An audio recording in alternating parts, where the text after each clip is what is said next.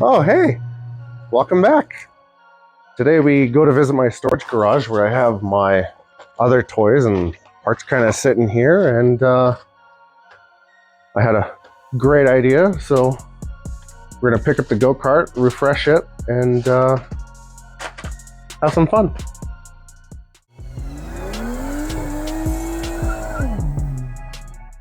You guys are probably wondering the cars that are sitting around. This is my 96 Honda Integra Type R from Japan. Give it a complete once-over. Has a 2000 spec Type R motor and transmission. You'll be seeing more of it in a future episode. This here is my 2002 Subaru WRX. Fully built, lots of details to go over. It's been parked for about a year now, not like the RX-7, but this one, again, you'll be seeing in a future episode. All right. Tony Kart's loaded up. Time to take it home and start a refresh and get this project underway. Let's get going. I didn't film unloading the cart, but I did have a table laying around that I was able to use as a cart stand. It worked pretty good. First things first, we're gonna mark each tire. So next thing is I'm gonna grab a long extension with an impact and get the nuts out. So if you can see in there, there's 3 copper nuts, look like a 10 mil.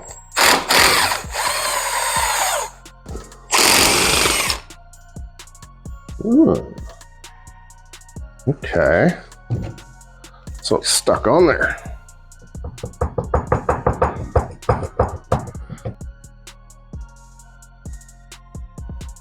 This is a perfect example of why you always anti-seize any bolt that you're working on.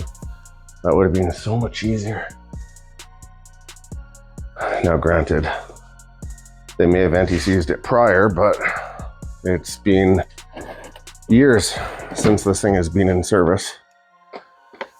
So it really wouldn't surprise me if it had dried up.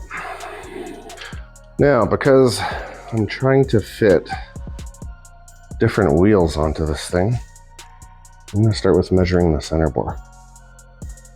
So the hub bore on this thing is, that shows up, 40 millimeters. So with this go-kart, from what I understand is the hub bore will be 40 millimeters, but the way a 3-bolt hub is actually measured is picturing a circle in between each one. So this one would be 3 on 58 or 54. So if you picture it, right across from the circle will be 54 millimeters in total. So 54, if you picture the circle, I'll actually include an image just for reference, and then the hub bore being 40. So essentially, at the end of the day, what we're trying to do is adapt a 4-bolt wheel onto this hub. Now, biggest difficulty is going to be that with racing karts, the wheels are 5-inch. So they're very, very specific. Now, for obvious reasons, they don't want you to put aftermarket wheels or tractor wheels, snowblower wheels on, but we're gonna live vicariously, and we're gonna adapt something to work on here. Because at the end of the day, I have some plans for some types of racing that include, or may include, ice. So these are just not gonna cut it. So I'll continue with taking the rest of the wheels off.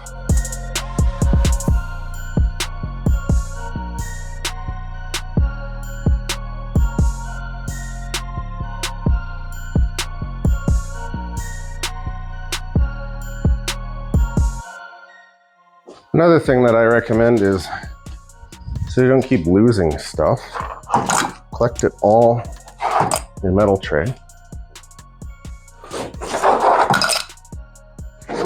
Out of the way. It's not rocket science, but it's nice and it's magnetic. This, oh hey, look at that, perfect. That way you don't lose your nuts. All right, so the wheels we're gonna set aside. The bead hasn't been broken on these, but I'm gonna leave them just on the carpet here. You never wanna put rubber directly on concrete. And what I'm gonna do is just make sure these actually hold air. Man, these weigh nothing. nothing like a car tire. That's crazy. Oh, it looks like you can actually flip the wheel either side if you want to play with the offset a bit. That's actually kind of neat. Yeah, there's nothing that designates it in or out. I guess the only difference would be it actually hits the valve stem. Neat. All right, next thing we're gonna do is we're gonna take the steering wheel off just to refinish it a little bit. You can see it's a bit torn, probably from age. It looks like old Alcantara.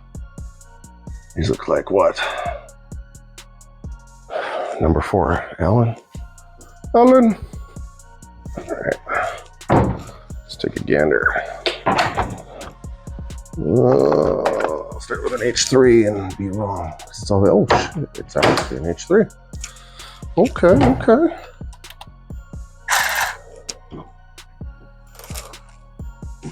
Okay, I'm gonna pre-crack these because the last thing I need is to strip one of them and drill them out. Oh, that one's a little janky. Glad I did that one by hand. Come on now. Are you kidding? Okay, they put an 8mm nut in behind. Grab the trusty pliers. Let's cheat this a little bit. It's gonna get a little cheeky. Of course I'm gonna start dropping stuff. Why wouldn't I? Why wouldn't I? Oh!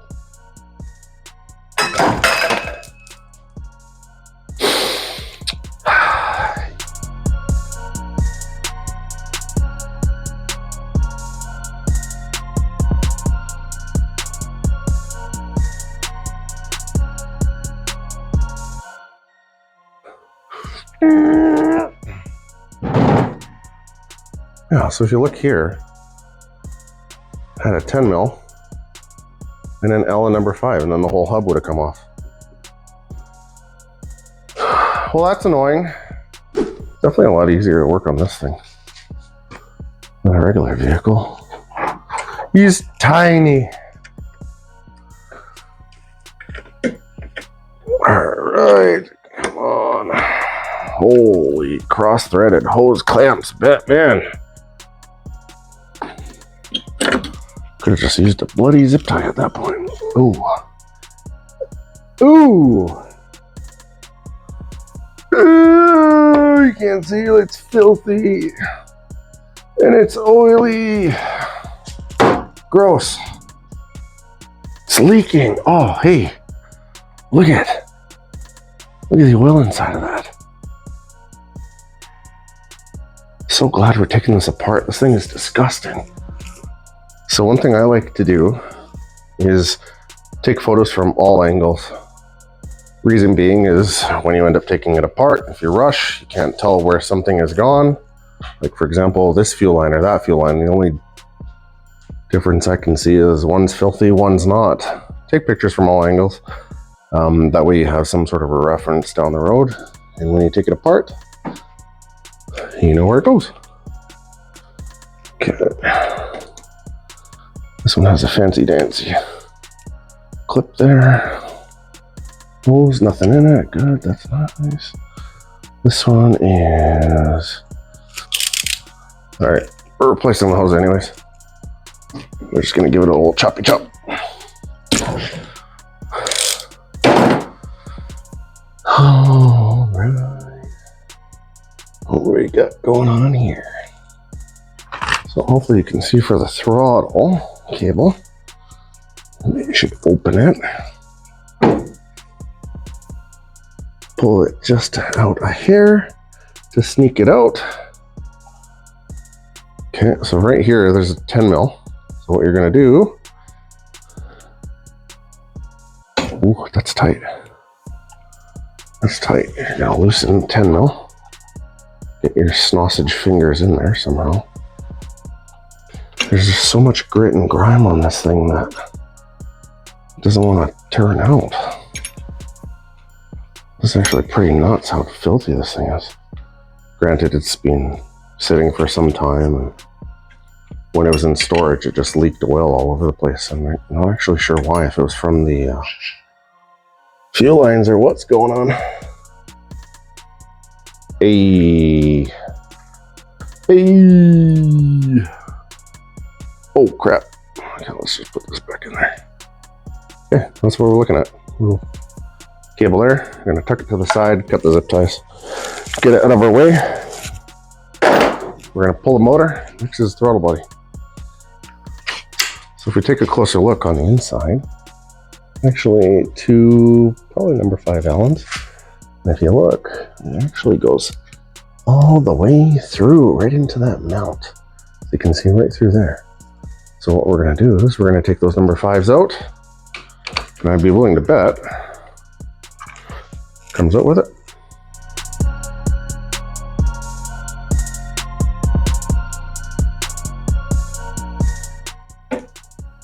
Ooh, tiny throttle body brackets.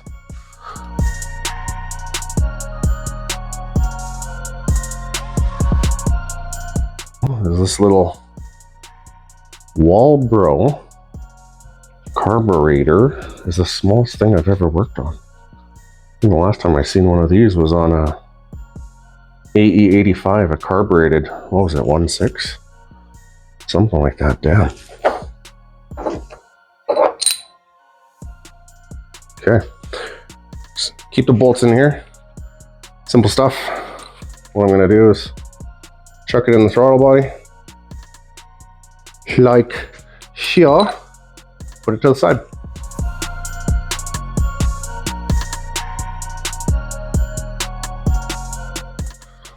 Give this a wipey wipe so it doesn't get everything oily. Now, you can see right here that we have a straight shot to the 5mm.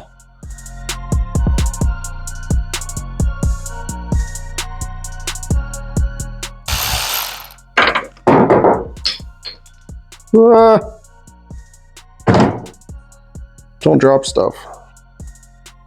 See, everything's oil, saturated. Gross.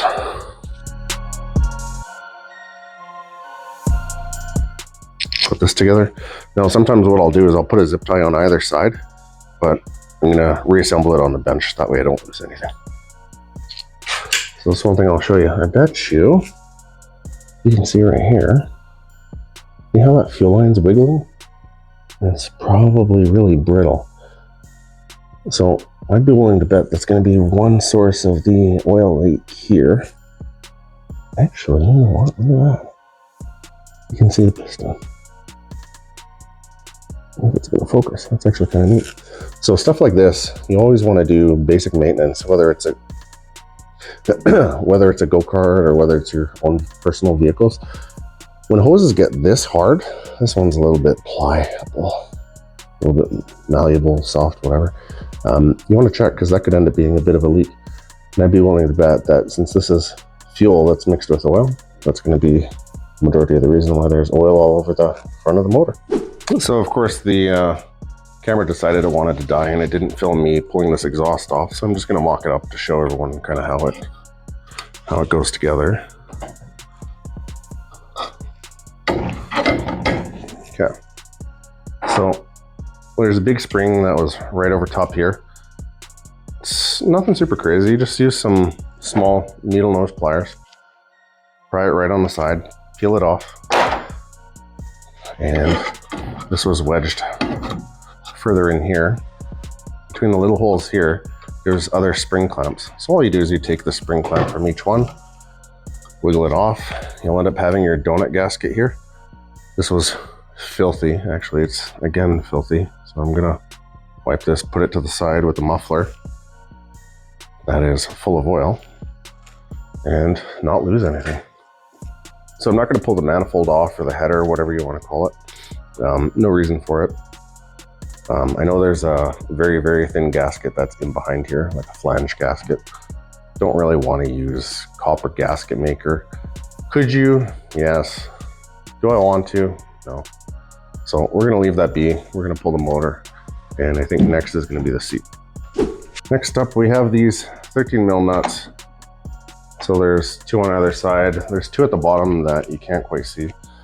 Pretty straightforward. Essentially, this has 2 studs at the bottom, kind of like locator studs. And then the top ones, you can kind of adjust the angle on how you want to sit. So what we're gonna do is get our fancy Milwaukee.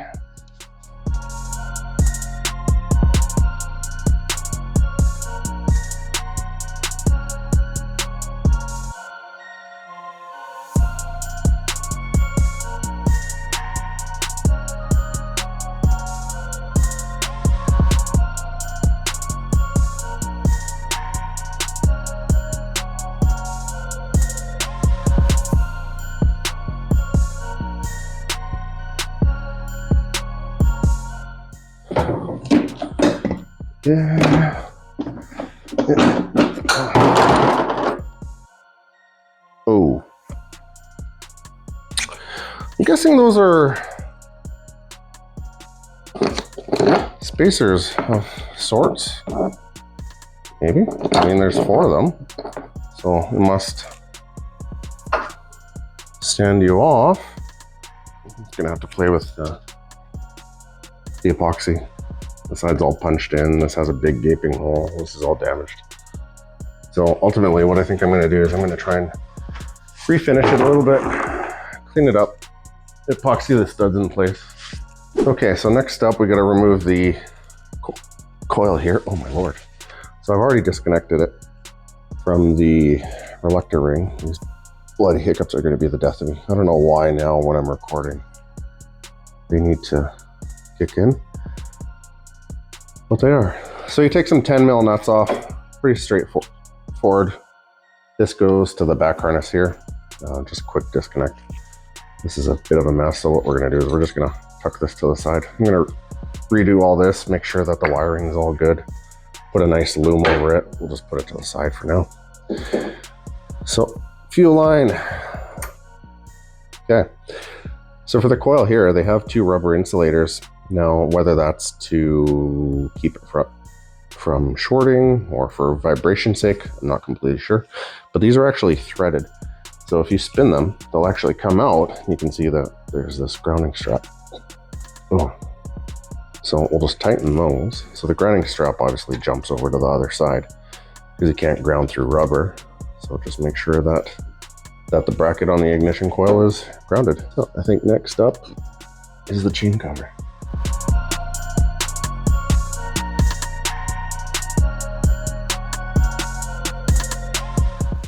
Look at that. Cover says lame, like my jokes. Okay, so next up, I think what we're gonna have to do, oh, look how much oil. So there's these big Allens here. There's 1, 2. So what you gotta do is it's a bit of a sandwich. You loosen those, and my understanding is this is just clamped here. So when you loosen those 2 Allen heads, the whole mount will actually be able to slide left to right.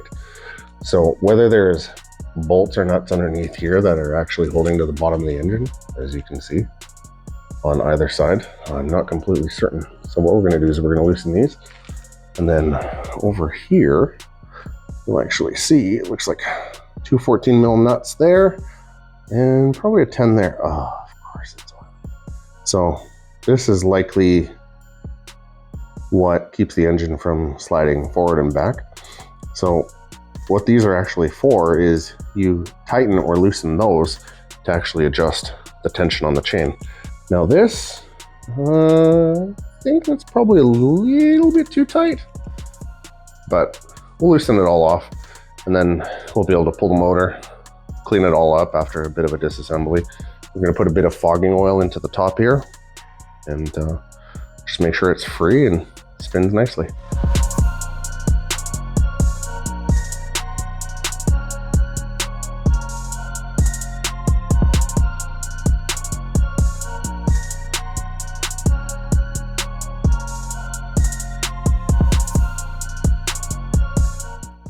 I think that's it. Everything's disconnected. I bet you we can just pull it out.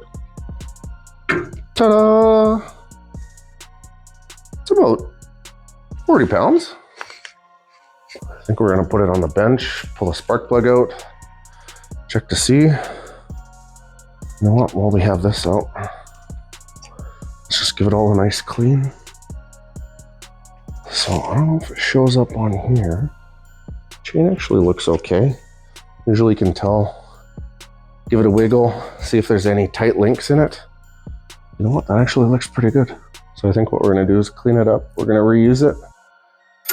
No tight links. So if you take a gander up here, so all the teeth actually look pretty good, which is actually pretty awesome. Sometimes when you end up racing these a little bit hard, they start to chew up, especially when they get abused. And of course you can see that's the adjustment right there. No, that's one we didn't have to loosen. This one's nice and tight. So when we put the motor back in, you'll sit right against that. So we can wiggle the chain back on, sit right against that. Loosening these two, if you end up loosening these and you turn this little 10 mil, what we'll do is we'll probably put a little bit more tension on it just so it's not so tight. And we'll go from there. I think we're gonna call it there. Stay tuned for part 2. There's gonna be a lot of details as we refresh and rebuild this go-kart. See you guys in the next one.